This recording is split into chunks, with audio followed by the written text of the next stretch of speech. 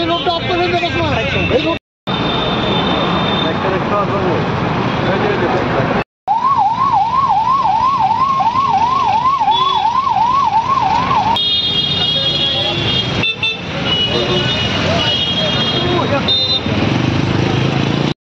নামছিলাম ওই দিক থেকে, হঠাৎ করে এখানে স্লো স্পিড ব্রেকার ছিল, স্লো করেছি, হঠাৎ করে দেখি পেছন থেকে এটা মেরেছে।